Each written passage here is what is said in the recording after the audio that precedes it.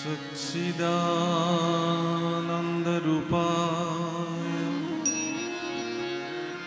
विश्वोत्पत्त्यादिहेतवे तापत्रयो विनाशाय श्रीकृष्णाय वयं नमः।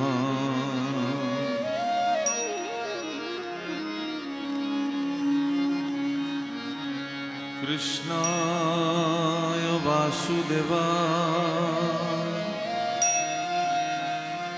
देवकी नन्दनाय च नन्द गोपकुमाराय गोविन्दाय नमो नमः। नमः पंकजनाभाय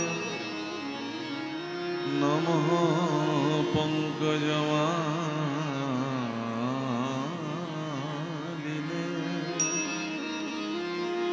नमः पंकजनेत्राय नमस्ते पंकजांघ्रे। वसुदेवं सुतं कृष्णं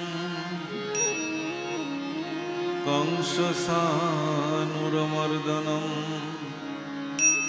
दैवकृदयानन्दं कृष्णं वन्दे जगद्गुरुं हरिरा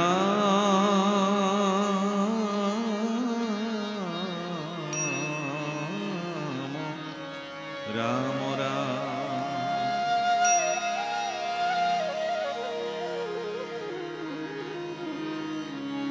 मूकं करोति वाचालं पङ्गुं लङ्घयते गिरिं यत्कृपातमहं वन्दे परमानन्दमाधवं। त्वमेव माता च पिता त्वमेव त्वमेव बन्धु सखा त्वमेव त्वमेव विद्या द्रविणं त्वमेव त्वमेव सर्वं मम देवदेव। त्वमेव माता च पिता त्वमेव त्वमेव बन्धु सखा त्वमेव त्वमेव विद्या द्रविणं त्वमेव त्वमेव सर्वं मम देवदेव। त्वमेव सर्वं मम देवदेव त्वमेव सर्वं मम देवदेव। यन्मण्डलं दीपिकारविशालं रत्नो प्रभं तीव्रमनातिरूपं दारिद्र्यदुःखभयहरणं च पुनातु मां तच्छवितुर्वरेण्यं पुनातु मां तच्छवितुर्वरेण्यं पुनातु मां तच्छवितुर्वरेण्यम्। वंशाकल्पतरुभ्यश्च कृपा सिन्धुभ्यैव च पतितानां पावनेभ्यो वैष्णवेभ्यो नमो नमः। जय गुरु शंकर सर्वगुणाकर ଯାକିରି ନାହିଁ କେ ଉପାମ ତୁହାରି ଶରଣ କରେନୁ ଶତକୋଟି ବାରେକୁ କରୁହୁ ପ୍ରଣାମ শংকৰ মাধৱ ভেদ ঈশ্বৰ গুৰু নাহি দুইটো পৰ দুহান নামক কীৰ্তন কৰিয়া কৃতকৃত্য হুৱে নৰ তোমাৰ শৰণ সেৱাৰ গোবিন্দ নজানো একো উপায় যিমতে সেৱাত ৰহিব কৰোণা কৰিতে হৰি যোৱাই পৰম সেৱাৰ স্থলীৰ কৃষ্ণ সূৰ্য নাম সমাজৰ দ্বাৰা আয়োজিত এই মহাপাল নামৰ পবিত্ৰ প্ৰাংগণত আপোনা সব সজ্জনসকলৰ শ্ৰীচৰণত আমি অভাজনে কোটি কোটি প্ৰণাম নিবেদন কৰিছোঁ সমস্তজন হে মোৰ শ্ৰদ্ধেয় বাপসকল আইসকল ভগৱন্ত পুৰুষৰ কৃপা যেতিয়া সৰুগত হয় তেতিয়াহে এনে মংগল অনুষ্ঠান আয়োজিত হয় অনুষ্ঠানৰ প্ৰাৰম্ভণিতে এই অনুষ্ঠানৰ যিসকল উদ্যোক্তা যিসকল কাৰ্যকৰ্তা যিসকলৰ দান বৰঙণি শাৰীৰিক মানসিক শ্ৰমৰ দ্বাৰা এই অনুষ্ঠান সম্পাদিত হৈছে সকলো জনৰ প্ৰতি আমি কৃতজ্ঞতাৰ সেৱা নিবেদন কৰিলোঁ আমাক আজিৰ এই অনুষ্ঠানত কৃষ্ণ কথা কোৱাৰ সুযোগ দিয়াৰ কাৰণে আমিবিলাক বহুত ভাগ্যশালী বিশেষকৈ আমি উত্তৰ পূৰ্বাঞ্চলৰ লোক মহাপুৰুষ শংকৰ মাধৱ হৰি দামোদৰ এই চাৰি গুৰুৱে এইখন পবিত্ৰ ভূমিক আৰু অধিক পবিত্ৰ পাৱন কৰি তুলিছিল বৈকুণ্ঠত দেৱতাসকলে অত্যন্ত গুপুতভাৱে পেৰাত বন্দী কৰি ৰখা হৰিনামক মহাপুৰুষ কৃপালু গুৰু শংকৰে ধৰাধামলৈকে বোৱাই লৈ আহিছিল তাকে আমি পুনতে স্মৰণ কৰিছোঁ মহাপুৰুষ মাধৱদেৱৰ ভাষাৰে হৰিনাম ৰখে বৈকুণ্ঠ প্ৰকাশে প্ৰেময় অমৃতৰ নদী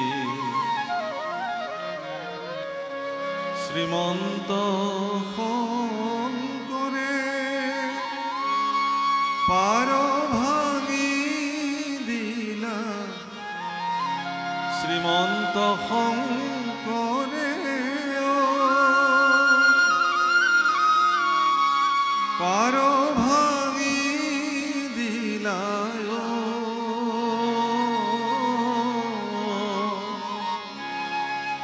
বহে ব্ৰহ্মাণ্ড ভেদে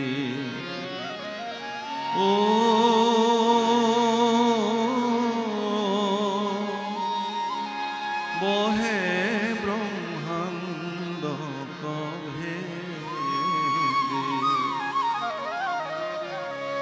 গোবিন্দৰ প্ৰেম অমৃতৰ নদী বহে বৈকুণ্ঠৰ পৰা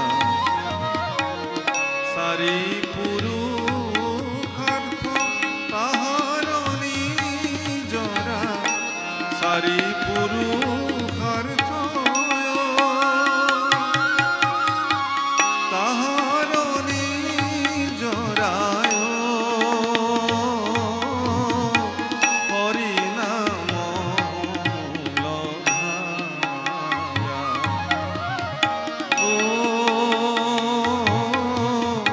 হৰিনাম লভায়া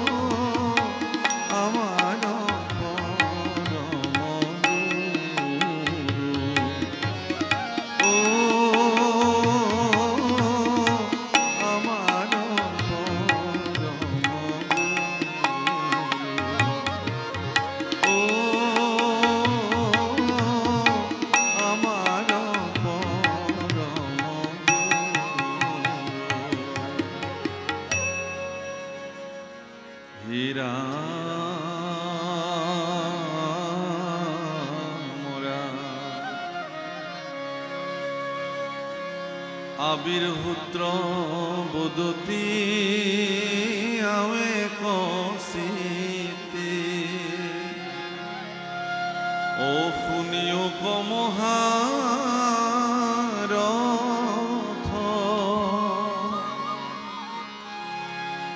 তোমাৰ আগত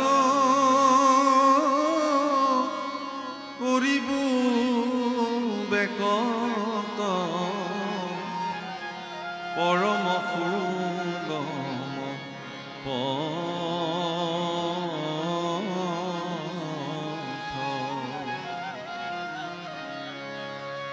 কৃষ্ণকে সে আত্মা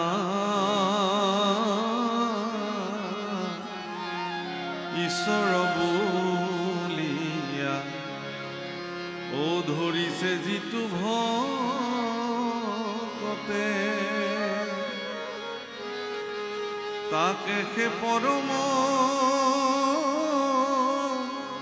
সুহৃদ বুলিয়া মানিবে মনে সততে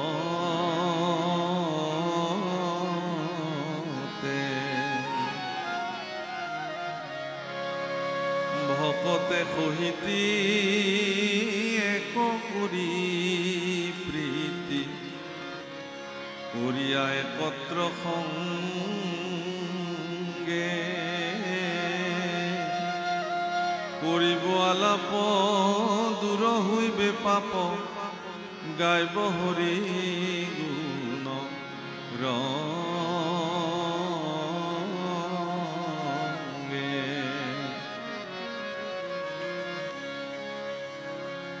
নগৰাকী সিদ্ধ পুৰুষ পৃথিৱীলৈকে আহিল কবি হবি পিপ্পলায়ন প্ৰবুদ্ধ আবিৰ্ভূত্ৰ দ্ৰমিল চমহ কৰভাজন প্ৰমুখ্যে এই 9 গৰাকী সিদ্ধ পুৰুষে আহি মহাৰাজ নিমিৰ ৰাজসভাত উপস্থিত হ'ল আৰু মহাৰাজ নিমিয়ে তেওঁলোকক 9টা বিশেষ প্ৰশ্ন নিবেদন কৰিলে আৰু সেই প্ৰশ্নসমূহৰ যথোচিত 9 গৰাকী সিদ্ধ পুৰুষে উত্তৰ দিবলৈ যাওঁতে আজিৰ যিটো অধ্যায় আমি ইয়াতে বেকত কৰিছোঁ ইয়াত আবিৰ্ভূত্ৰ নামৰ সিদ্ধ পুৰুষগৰাকীয়ে ভক্তিৰ অত্যন্ত সুগম পথ এটি তেওঁ নিজ মুখে ব্যক্ত কৰিছে আৰু এইটো ক'বলৈ যাওঁতে প্ৰাৰম্ভণিতে আবিৰ্ভূত্ৰ নামৰ সিদ্ধগৰাকীয়ে বহুত এটি গুৰুত্বপূৰ্ণ কথা উল্লেখ কৰিছে কৈছে যে কৃষ্ণকে আত্মা ঈশ্বৰ বুলিয়া ধৰিছে যিটো ভকতে তাকে সে পৰম সুহৃদ বুলিয়া মানিবে মনে সত ভগৱান কৃষ্ণকে আত্মা বুলি মানি যিজনে ল'ব পাৰিছে সেইগৰাকী ভকতকহে ভকত বুলি মানিব পৰা যায় মানে বিষয়টো এনেকুৱা যে কোনে কৃষ্ণক আত্মবোধ দৃষ্টিৰে চাইছে আমাৰ নিচিনা মনুষ্যসকলে তাক আমি নিৰ্ণয় কৰিব নোৱাৰোঁ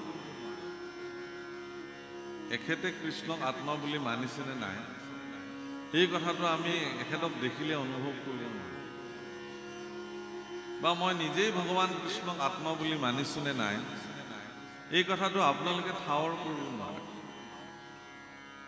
যিহেতু আমি কোনেও ঠাৱৰ কৰিব নোৱাৰোঁ কোনে কৃষ্ণক আত্মা বুলি মানিছে শাস্ত্ৰই কৈছে যে এগৰাকী ভকত হ'বৰ কাৰণে তেওঁৰ প্ৰাৰম্ভিক স্তৰত তেওঁ সমস্ত ভূতৰ প্ৰতি আত্মবোধ দৃষ্টি দিবই লাগিব সেইকাৰণে একাদশ স্কন্ধত কৃষ্ণ উদ্ধৱ সংবাদত ভগৱান কৃষ্ণই ভক্তিৰ যি ধাৰা কেনেকৈ ভক্তি কৰিব তাক ক'বলৈ যাওঁতে কৈছে সমস্ত ভূততে বিষ্ণু বুদ্ধি নুহে যাৱে কায় বাক্য মনে অভ্যাসিবা এৰি ও সমস্ত ভূততে আত্ম বুদ্ধি নুহে যাৱে কায় বাক্য মনে অভ্যাসিবায়ে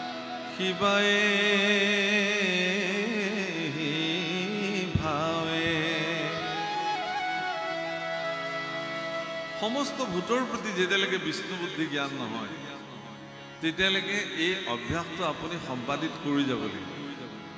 এইটোকে ভক্তিৰ অভ্যাস কৰিব।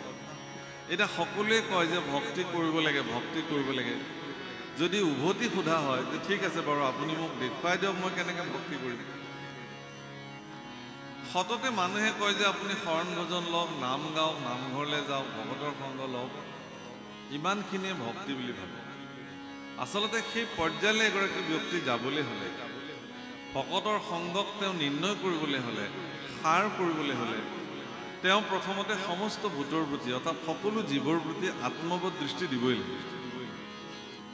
প্ৰেম, কৰুণা, গীতাত যেনেকৈ কৈছে অদ্বৈষ্টা সৰ্বভূতানাং মৈত্ৰেয়ো কৰুণা এব চ নিৰ্মোহ নিৰহংকাৰ সমদুঃখ সুখক্ষ সন্তুষ্টম সততম যোগী यतत्मा दृढ़ निश्चय मयोर्पीत मन बुद्धि मद्भक्त समे प्रिय तुल्य निंदा स्तुतिर्मौनी मद्भक्त समे प्रिय शीतोष्ण सुख दुखेषु समसंग विवर्जितः तुल्य निंदा स्तुतिर्मौनी मद्भक्त समे प्रिय। কিছুমান চুক্তি দিলে, কিছুমান শৰ্ত আৰোপ কৰিলে ভগৱানে ক'লে যে সেইসকল ব্যক্তিক মোৰ প্ৰিয় ভক্ত বুলি মই লওঁ। সেইসকলৰ ভিতৰত আপোনালোকো পৰিছে, নিজকে চাব যাতে মই আছোনে নাই। সমস্ত জীৱৰ প্ৰতি কৰুণা দৃষ্টি আপোনাৰ যদি আছে তেতিয়াহ'লে আপুনি ভগৱানৰ প্ৰিয়। অদ্বৈষ্টা সৰ্বভূতানাম, সকলো ভূতৰ প্ৰতি হিংসা শূন্য দৃষ্টি আপোনাৰ আছেনে নাই। নিৰ্মোহ নিৰহংকাৰ সমদুঃখ সুখক্ষমী, মোহহীন। আচলতে মোহহীন ব্যক্তি এগৰাকী কেতিয়া হৈ যায়, ইমান সহজো নহয়। আমিবিলাকতো মায়াৰ আস্বাদনত আছো। মোহ নাইকিয়া হ'লে আমি কাপোৰে নিপিন্ধিলোহেঁতেন। এই যে কাপোৰ সাজ পিন্ধিছো, শৰীৰটোৰ প্ৰতি থকা মোহ লজ্জা নিবাৰণৰ কাৰণে, সমাজত প্ৰতিষ্ঠাৰ কাৰণে। অলংকাৰ পৰিধান কৰিছো সমাজত প্ৰতিষ্ঠা লাভৰ কাৰণে, আত্ম সন্তুষ্টিৰ কাৰণে। গতিকে মোহহীনভাৱে এজন ব্যক্তি জগতত জীয়াই থাকিব নোৱাৰে, মায়াহীনভাৱে এজন ব্যক্তি জীয়াই থাকিব নোৱাৰে। যিদিনাখন তেওঁৰ মৃত্যু হ'ব সিদিনাখনহে তেওঁ মায়াৰ পৰা মুক্ত হৈ যাব। কিন্তু ভক্তসকলৰ হাতত এটা ক্ষমতা থাকে। সেই ক্ষমতাটো কি, যে সকলো বিষয়তে মায়াই তেওঁলোকক নিয়ন্ত্ৰিত কৰিব নোৱাৰে। বুজিছেনে কথাটো? সকলো দিশতে মায়াই তেওঁলোকক ভ্ৰমিত কৰাব নোৱাৰে। যিটো ভাগৱতত বিপ্ৰলিপ্সা শব্দ ব্যৱহাৰ কৰিছে। বিপ্ৰলিপ্সা মানে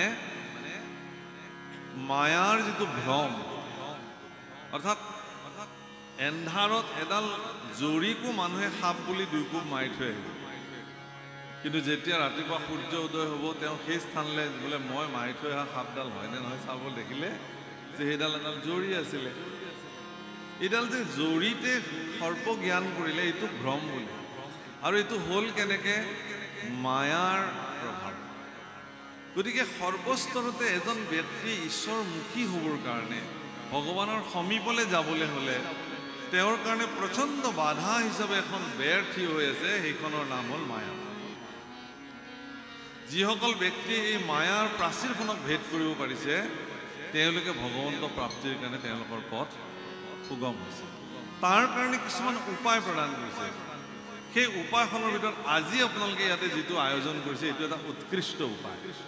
যে আজি আপোনালোকে ইমান টকা পইচা খৰচ কৰি, মই দেখিছোঁ আমাৰ দিলীপ চাংমাই বা আমাৰ পৱন ফুকন বা আমাৰ এখেতলোকে মানে অত্যন্ত কষ্ট কৰি অনুষ্ঠান কৰিছে। যোৱাবাৰ আমি বৰ্ডিং ফিল্ডলৈ আহিছিলোঁ। সভাপতি হিচাপে অচ্যুত চুতীয়াদেৱ আছে বা অন্যান্য ব্যক্তিসকল। তেওঁলোকে ইমান শ্ৰম কৰিছে, ইমান কষ্ট কৰিছে, কৰি তেওঁলোকে এটা অনুষ্ঠানৰ সুন্দৰ ৰূপ প্ৰদান কৰিছে। সকলোৱে ভিন্ন ভিন্ন কামত লাগি চবৰে নিজৰ নিজৰ যিখিনি মানে কাৰ্য সেইখিনি কৰিছে। তেওঁলোকে কিহৰ কাৰণে কৰিছে, তাৰ পৰা লাভ কি হ'ল? তেওঁলোকে এটাই লাভ হ'ল কি, যে সহস্ৰ সহস্ৰ মানুহে এটা নিৰ্দিষ্ট স্থানত গোট খাইছে আৰু তাত গোট খোৱা এই সহস্ৰ সহস্ৰ মানুহৰ সেইখিনি সময়ত এটাই সকলোৰে চিন্তা যে আমি তালৈকে যাম, ভকতৰ সংগ পাম, নাম পাম, ঈশ্বৰ দৰ্শন। এটাই চিন্তা। আজি এখন মেলালৈ যেতিয়া মানুহ যায় তেতিয়া তাত 1 লাখ মানুহ গোট খালে 1 লাখ জনৰে 1 লাখটা চিন্তা। কোনোবাই যদি কিবা কিনিবলৈ গৈছে, কোনোবাই কিবা চাবলৈ গৈছে, কোনোবাই কিবা ল'বলৈ গৈছে। কিন্তু এই যে হৰিনামৰ মেলাখন ইয়াতে আপোনালোকে পাতিছে, ইয়াত এনেকুৱা প্ৰতিকূল বতৰকো নেওচি আপোনালোক যে ইয়ালৈ আহিছে, আপোনালোকৰ এটাই উদ্দেশ্য যে তাত সাক্ষাৎ ঈশ্বৰ গুৰু বিদ্যমান হৈ আছে, নামৰ চৈতন্য শক্তিৰ দ্বাৰা সেই পেণ্ডেল চৈতন্য হৈ আছে আৰু চৈতন্য মূৰ্তি ভকতসকল আহি তাত বিদ্যমান হৈ থাকিব। গতিকে মই গৈ তাত অকণমান সেৱা কৰি অকণমান ভকতৰ পদধূলি যদি শিৰত ল'ব পাৰোঁ তেতিয়াহ'লে মোৰ মনুষ্য জীৱন সাৰ্থক হ'ব।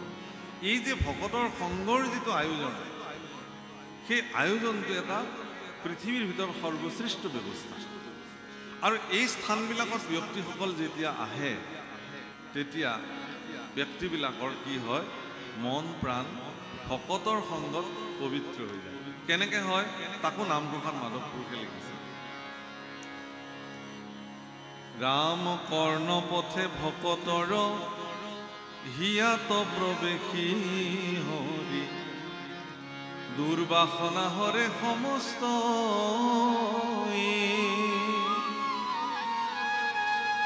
জলৰজতে কোমল যেহেন শৰত কালে, স্বভাৱতে নিৰ্মল কৰ।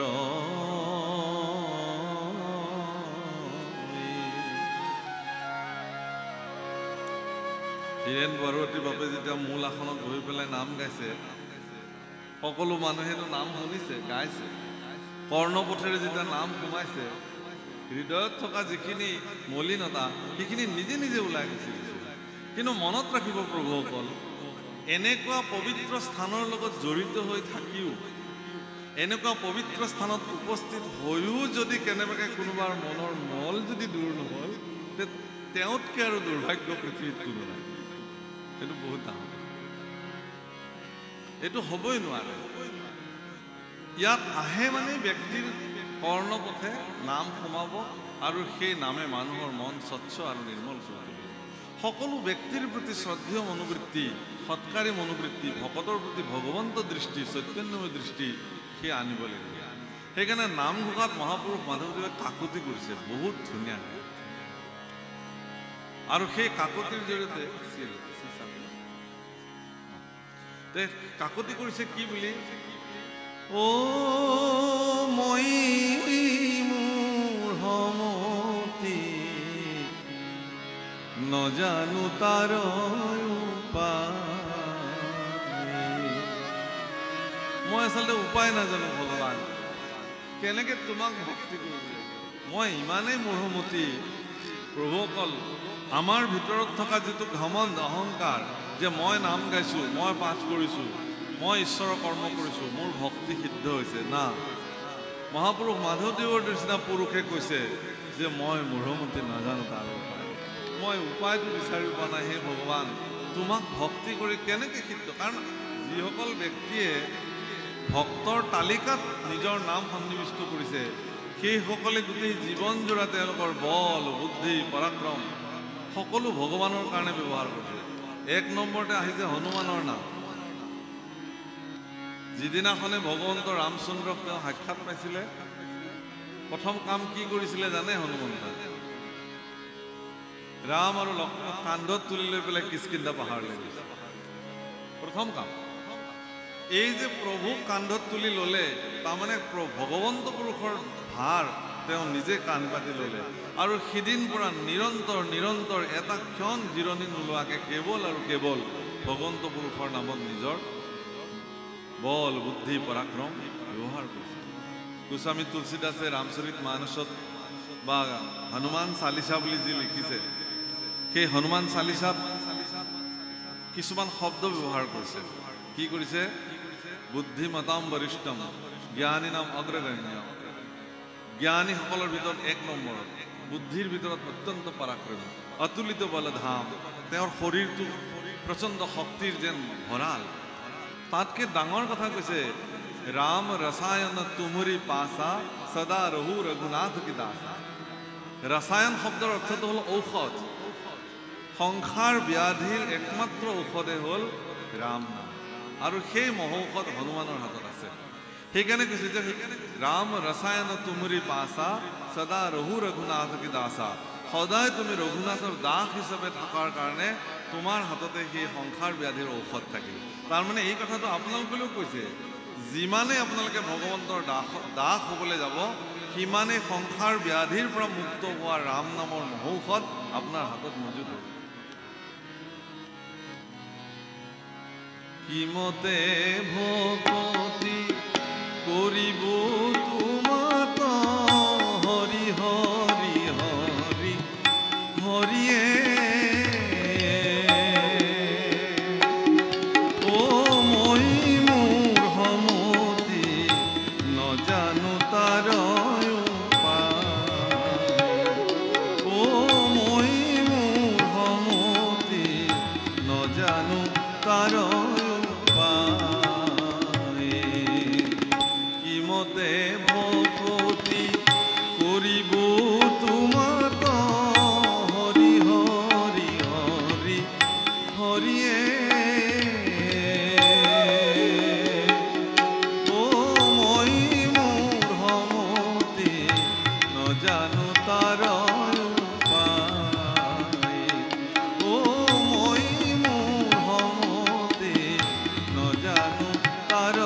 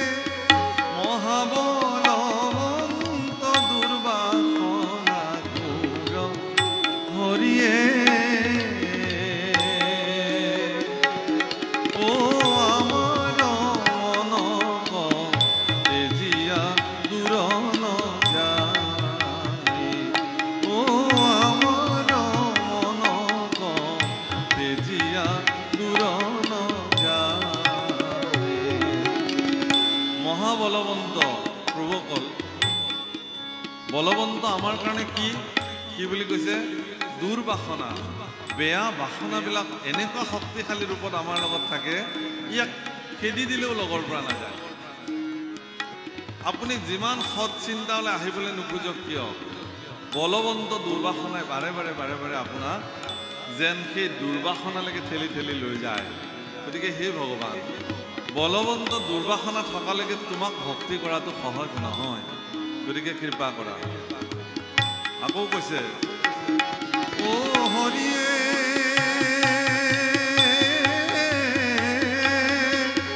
তোমাৰ মায়াই মন মোহি আছে হৰিয়ে ও অজ্ঞান আন্ধাৰে ঘূৰিয়া পাৰ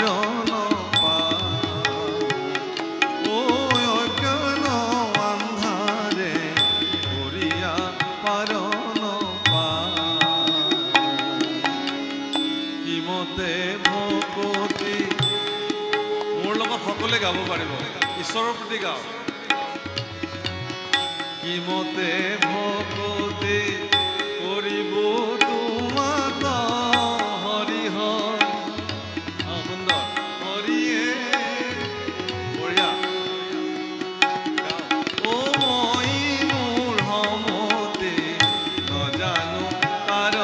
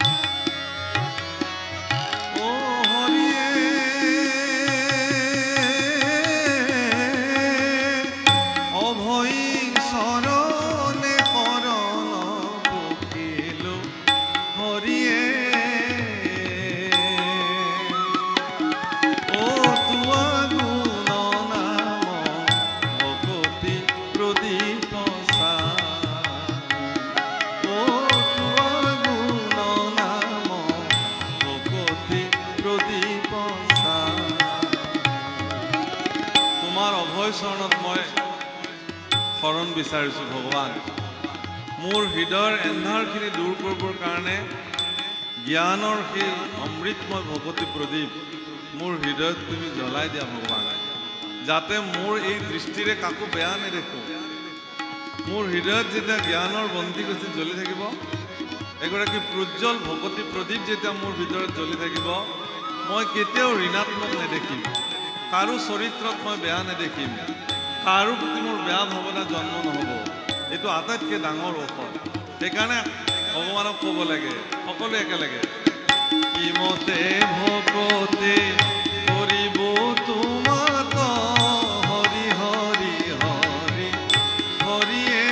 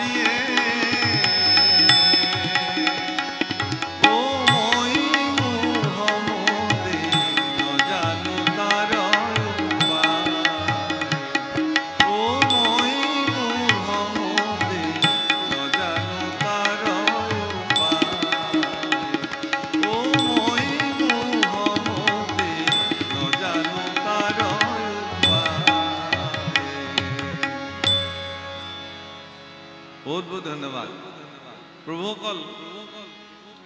মন প্ৰাণ যদি কেতিয়াবা বেয়া লাগে, ল'ৰা ছোৱালীক সকলোকে ল'ব, লৈ ভগৱানৰ ওচৰত গাব, কিমতে ভগৱতী কৰিব তোমাৰ হৰি। গোটেই পৰিয়ালত এক এনেকুৱা উৰ্জা জন্ম হৈ যাব, এনেকুৱা এটা আধ্যাত্মিক শক্তি আপোনাৰ পৰিয়ালত বিদ্যমান হৈ যাব। সেই শক্তিয়ে আপোনাৰ পৰিয়ালত যদি কাৰোবাৰ কোপ দৃষ্টি আছিল, বেয়া দৃষ্টি আছিল, কিবা বেয়া প্ৰভাৱ আছিল, সকলো দূৰতে বিদূৰ হৈ গ'ল। ইমান নামৰ মহিমা আৰু এনেকুৱা কাৰুণ্য প্ৰাৰ্থনা ভাৰতবৰ্ষক পৃথিৱীত চবতে ঘূৰক। বোধ কৰোঁ কোনো মহাপুৰুষে ইমান কাৰুণ্য বচনেৰে প্ৰাৰ্থনা লিখি থৈ যোৱা নাই। এয়া আমাৰ কাৰণে সৌভাগ্য যে আমাৰ গুৰুসকলে এনেকুৱা কাৰুণ্য বচনেৰে ঈশ্বৰ পুৰুষক স্তুতি নিবেদন কৰিবৰ কাৰণে এটা ব্যৱস্থা আমাক দি থৈ গৈছে। গতিকে ইয়াতে কৈছে সেইকাৰণে যে ভকতে সহিতি কৰি এক প্ৰীতি, ভক্তৰ সহিতে প্ৰীতি কৰি একত্ৰ সংগে আলাপ কৰিব লাগে, ঈশ্বৰৰ গুণ গাব লাগে ৰংগে। তেতিয়া কি হ'ব বুলি কৈছে,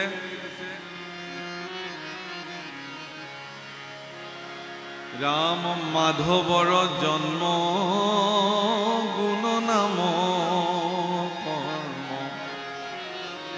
নিৰ্বাতা কষ ঘনে আৰ কতহু শুনিব কীৰ্তন কৰিব স্মৰিব কত মনে।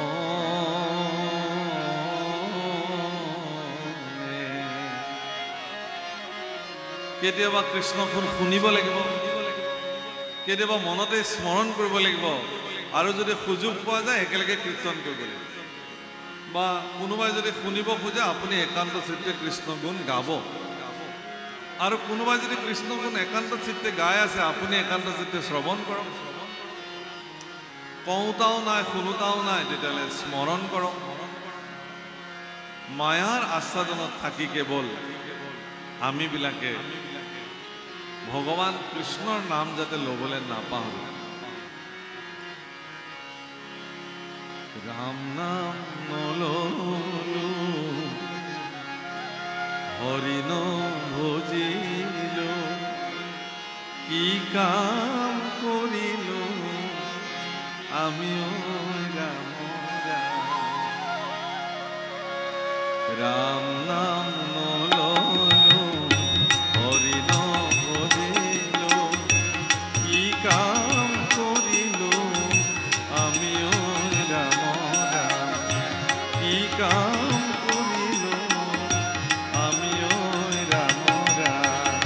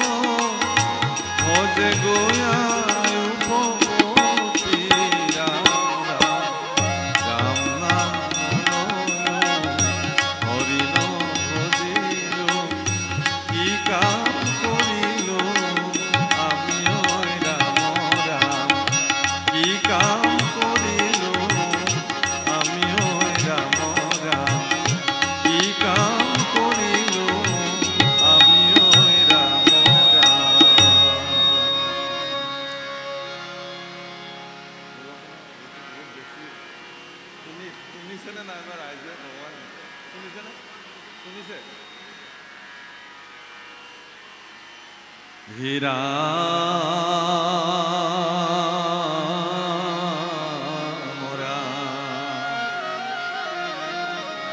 কৃষ্ণৰ চৰিত্ৰ জগত পবিত্ৰ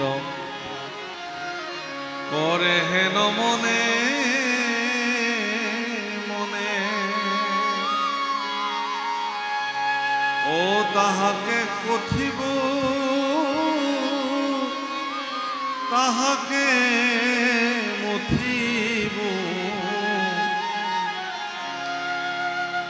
অন্যে অন্যে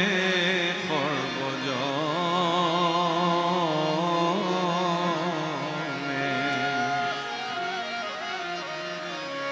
রাম এক প্রাণ হুয়া অশ্রদ্ধায় খুয়া এরিব কর্কশবাদ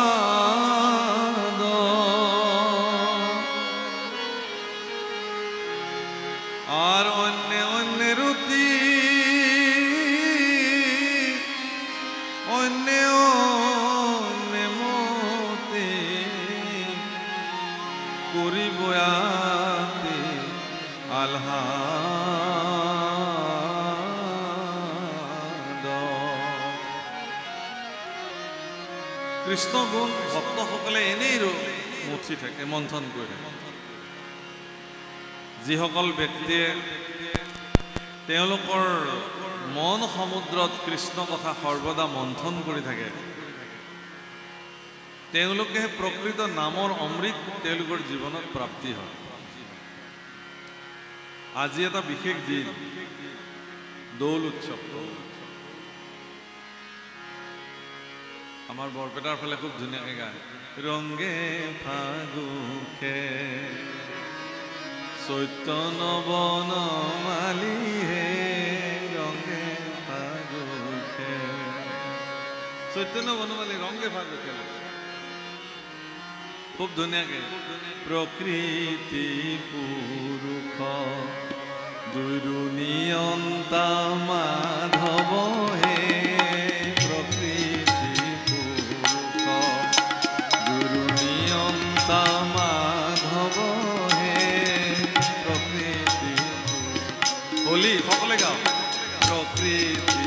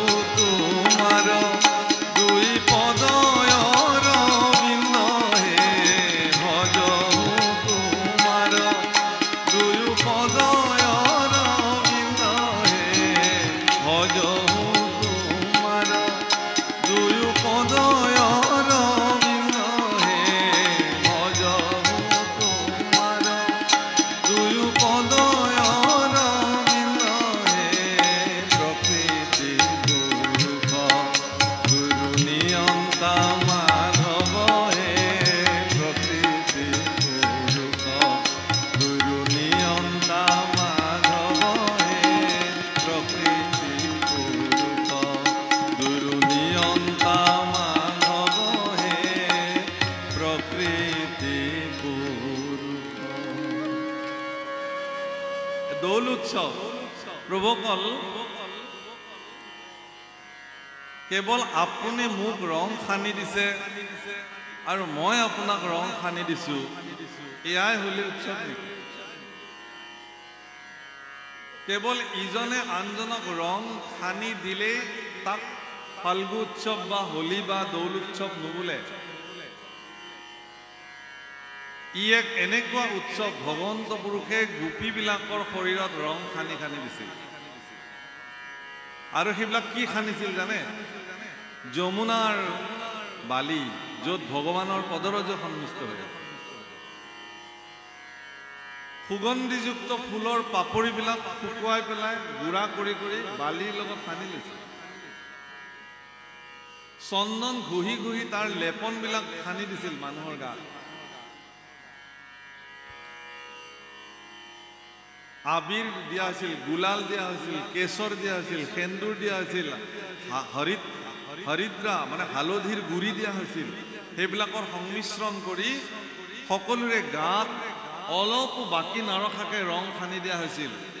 বৰ্তমান ফাগুন মাহত বায়ুমণ্ডলত পচোৱা বতাহত যিমানবিলাক বীজাণু থাকে, সেই বীজাণুৱে আমাৰ শৰীৰৰ ছালত সংক্ৰমণ হ'ব পাৰে, বেমাৰ হ'ব পাৰে।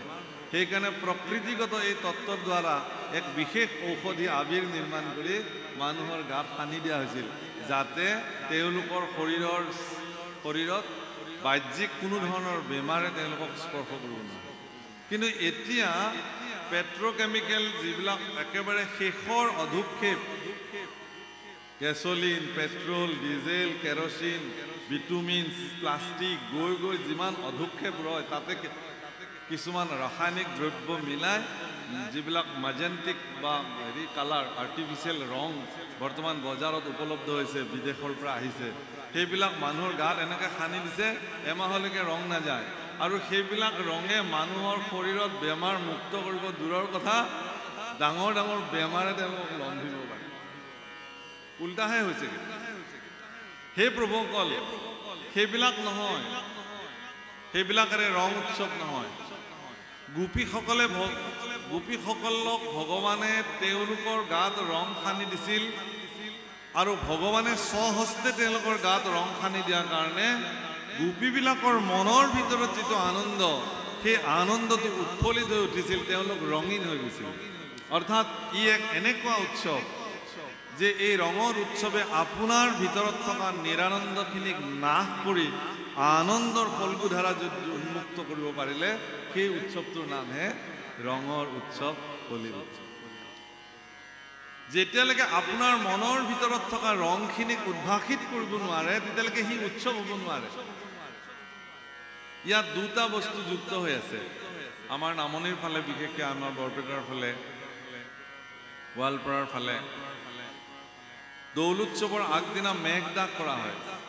মানে এটা খেৰৰ পুঁজি বনাই তাত অগ্নি প্ৰজ্বলিত কৰা হয়। দুটা কাৰণ আছে।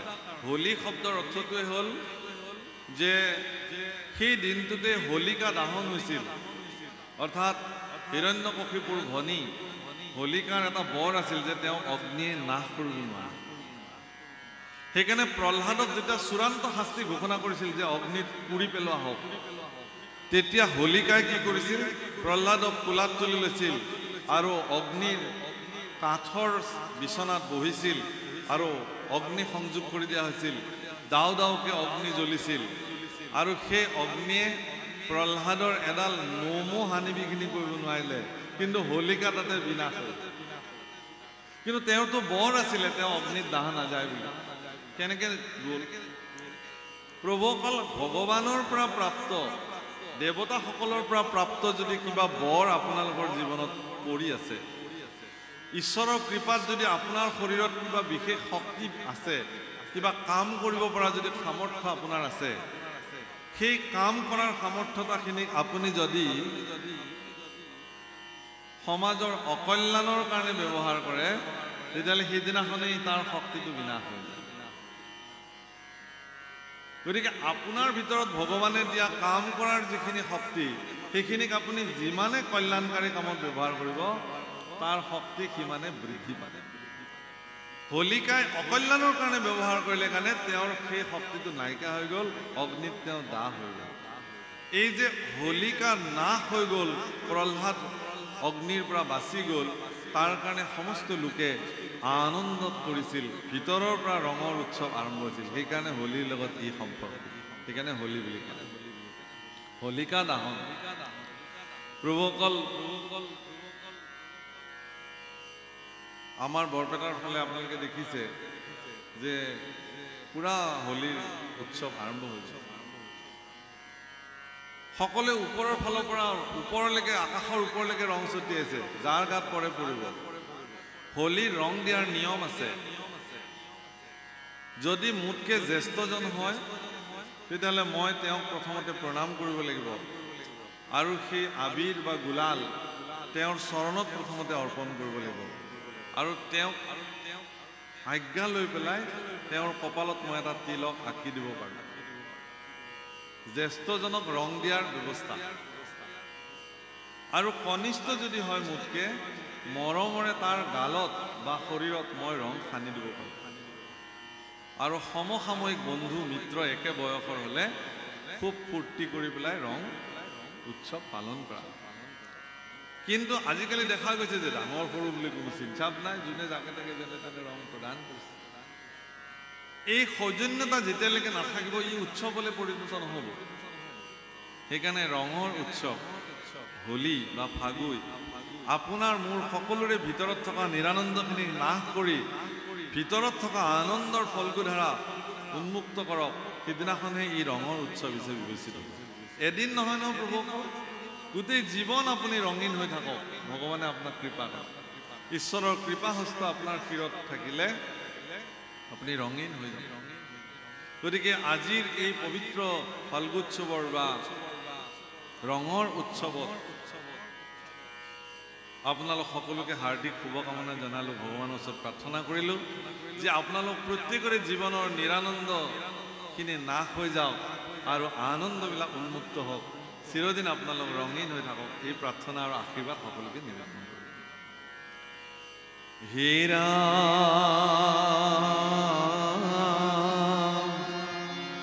ভূয়া তুষ্ট মতি কৰিব ভকতি, কহি কথা পৰস্পৰে,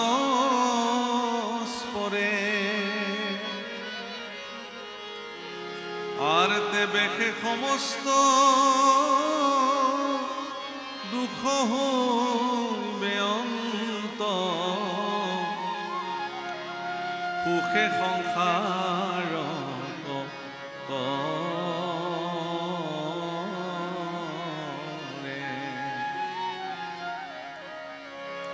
পাছে একচিতি করন্তে ভকতি, ফুলকে মায়ার বন্ধ,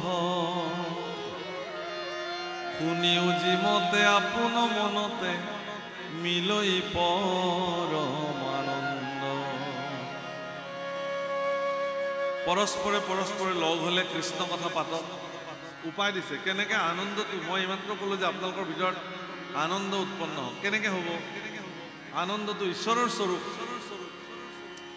আনন্দ ঈশ্বৰৰ স্বৰূপ। সেইকাৰণে ঈশ্বৰক ঘনানন্দ, অচ্যুতানন্দ, সদানন্দ, নিত্যানন্দ, সৰ্বানন্দ, আনন্দযুক্ত নামেৰে তেওঁক জনা যায়।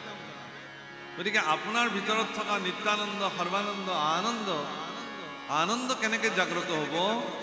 যে দুজন ব্যক্তি যেতিয়া লগ লাগিব, পৰস্পৰে ভগৱানৰ গুণ গাব, ঈশ্বৰৰ কথা পাতিব, পৰস্পৰে পৰস্পৰক ঈশ্বৰৰ মূৰ্তি বুলি সেৱা কৰিব, সৎ ভাৱনাৰে জীৱন জীয়াব, তেতিয়াহ'লে তেওঁৰ ভিতৰত আনন্দ উৎপন্ন হ'ব, নিৰানন্দ বিনাশ কৰিব। আমাৰ ইফালে সংকীৰ্তন কৰে খুব ধুনীয়াকৈ, আনন্দ কৰৰে, মানে আমি গোৱালপৰীয়া মানুহটো, আমাৰ ইফালে সংকীৰ্তন নিৰানন্দ যাবে সেৰে আনন্দ কৰৰে, আনন্দ কৰৰে। আনন্দ কৰক, নিৰানন্দই আপোনাক এৰি দিব। কেৱল নিৰানন্দত ভুগি থকা সকলে বেমাৰলৈ ৰূপান্তৰ হৈ যায়। মোৰ কি হ'ব, মই দেখোন কৃপাপাত্ৰ নহ'লোঁ ভগৱানৰ, মোৰ ইমান দুখ, মোৰ ইমান বেমাৰ, মোৰ আমুক তামুক। এনেকৈ যেতিয়া মানুহ হীনমান্যতাত ভুগি থাকিব তেতিয়া তেওঁৰ কেতিয়াও আনন্দ তেওঁ সংগ নিদিয়ে। গোবিন্দ বুলিয়ে দুবাহু তুলিয়ে নাচিয়ে বাগিয়ে হৰে পাগল। আমাৰ সেইফালে সংকীৰ্তন কৰে যে গোবিন্দ বুলি দুই বাহু তুলি আনন্দ কৰক আপোনালোকে। এতিয়া আনন্দ কেনেকৈ কৰিব? আপুনি নিজৰ অস্তিত্বক আপুনি যিদিনাখন জানিব। কেনেকৈ? আৰে বাল্য না কাল গেল ভাবিতেছি, বাল্য না কাল গেল হাসিতে খেলিতে, যৌবন কাল গেল রঙে, বৃদ্ধ না কাল গেল ভাবিতে চিন্তিতে, বৃদ্ধ না কাল গেল ভাবিতে চিন্তিতে, গুরু ভজিবে কোন কালে নশায় যে কোন রঙে, ও দিনে দিনে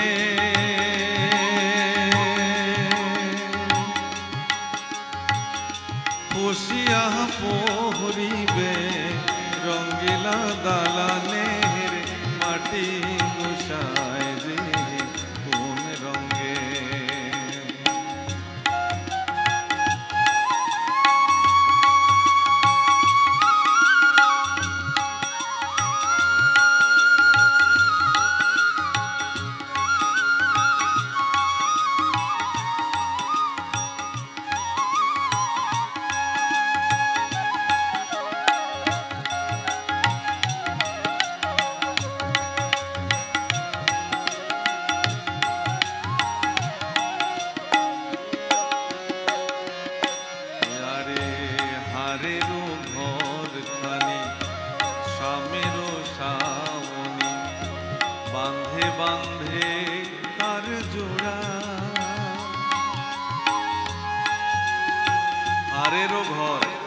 সামরার চাৱনী বান্ধে বান্ধে জোড়া।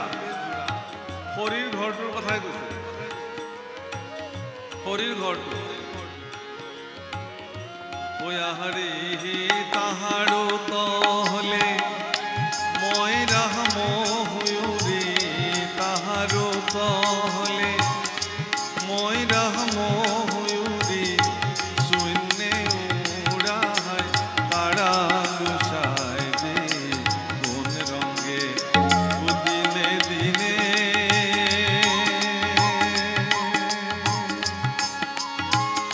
বসিয়া পহরিবে রঙ্গিলা দালানের মাটি গোসায় যে কোন রঙে,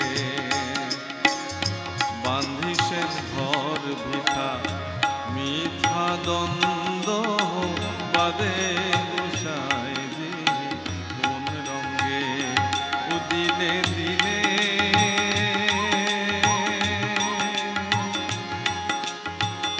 বসিয়া পহরিবে রঙ্গিলা দালানের মাটি গোসায় যে কোন রঙে, রঙ্গিলা দালানের মাটি গোসায় যে কোন রঙে, রঙ্গিলা দালানের মাটি গোসায় যে কোন রঙে।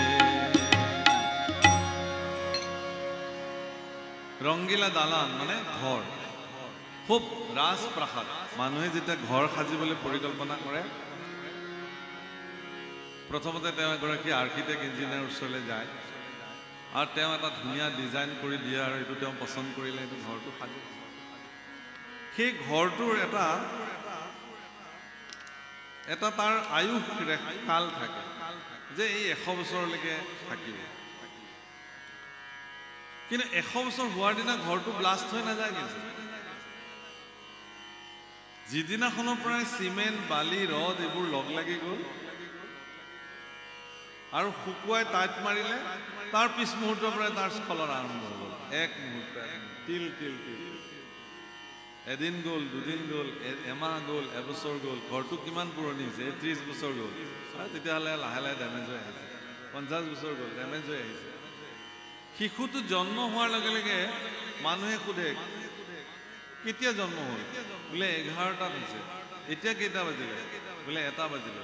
এই যে 2 ঘণ্টা 3 ঘণ্টা পাৰ হৈ গ'ল, শিশুটো 2 ঘণ্টীয়া শিশু, 3 ঘণ্টীয়া শিশু। তাৰমানে কি, সেই শিশুটোৱে জন্ম লভি মৃত্যু নামৰ তাৰ খুঁটিটোলৈকে ইতিমধ্যে সি 2 ঘণ্টা আগবাঢ়িলে।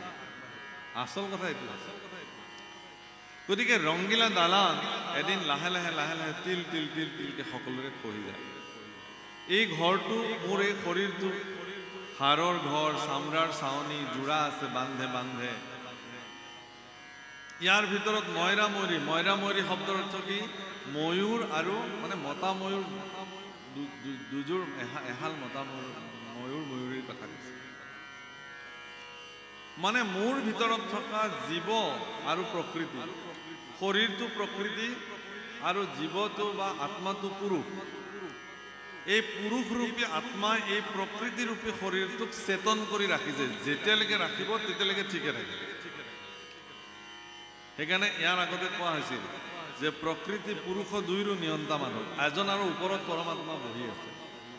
তেওঁৰ নিৰ্দেশতে এই প্ৰকৃতিৰূপী শৰীৰটোত আত্মা প্ৰৱেশ কৰিছিল আৰু তেওঁৰ নিৰ্দেশতে এদিন এই শৰীৰটোক পৰিত্যাগ কৰি তেওঁ গুচি যাব। তেতিয়া কেৱল শৱ শৰীৰটো মাত্ৰ পৰি থাকিব। যেতিয়া পৰি থাকিব, এই শৱ শৰীৰটোক কাঠৰ লগত বাঁহৰ লগত সমান কৰি মানুহে জ্বলাই দিব। মানুহে যেতিয়া বিয়া খাবলৈ যাব, তেতিয়া একদম কোনে কিমান দামী শাৰী পিন্ধিব পাৰে, মেখেলা চাদৰ পিন্ধিব পাৰে, কাপোৰ পিন্ধিব পাৰে, অলংকাৰ পিন্ধিব পাৰে। আৰু বিয়া ঘৰৰ ৰভাতলত বহিও ইজনে সিজনক চাইছে কোনে কাৰ লগত তুলনামূলকভাৱে বেছি দামী কাপোৰ অলংকাৰ পিন্ধিব পাৰে। এটা প্ৰতিযোগিতামূলক অৱস্থা। কিন্তু এটা মৃতকৰ সৎকাৰ অনুষ্ঠানলৈকে যেতিয়া এজন ব্যক্তি যাব, তেতিয়া কিন্তু সেইটো নাথাকে।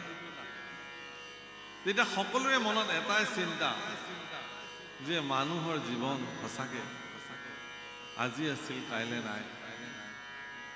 এই দুদিনীয়া শৰীৰটোক লৈনো আমি ইমান অহংকাৰ কৰোঁ, এই দুদিনীয়া শৰীৰটোক লৈনো আমি ইমান মিছা অহংকাৰ কৰোঁনে? এই ভাৱনাই আপোনাৰ মনত ক্ৰীড়া কৰিব। সেইকাৰণে যিমান উৎসৱ পাৰ্বণ অনুষ্ঠানত মানুহে ভাগ লয়, তাতকৈ বেছি পৰিমাণে পাৰিলে মৃতকৰ সৎকাৰ অনুষ্ঠানত ভাগ ল'ব লাগে।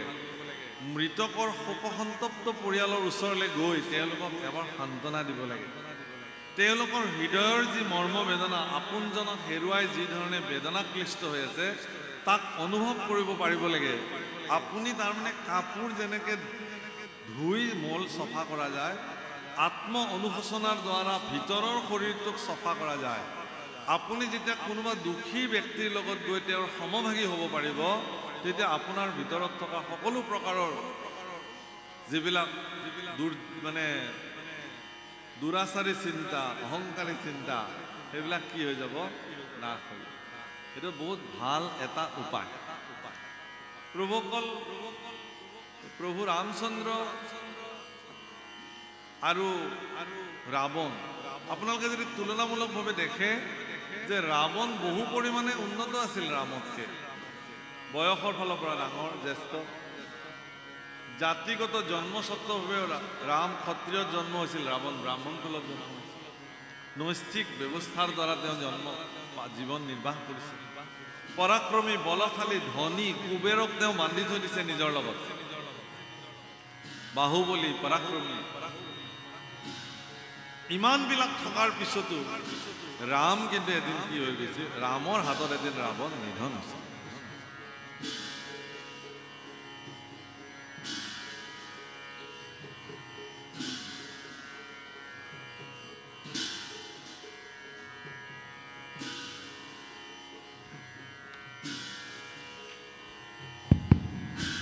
এটি বিশেষ ঘোষণা সত্ৰাধিকাৰ প্ৰভুলৈ আমি অনুৰোধ জনাইছোঁ।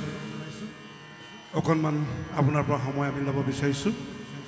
যিহেতু আমি নিমন্ত্ৰণ কৰি অনা আমাৰ অতিথিসকল আহি ইতিমধ্যে আমাৰ মাজত উপস্থিত হৈছেহি। শ্ৰদ্ধাৰ ডিমৌ সমষ্টিৰ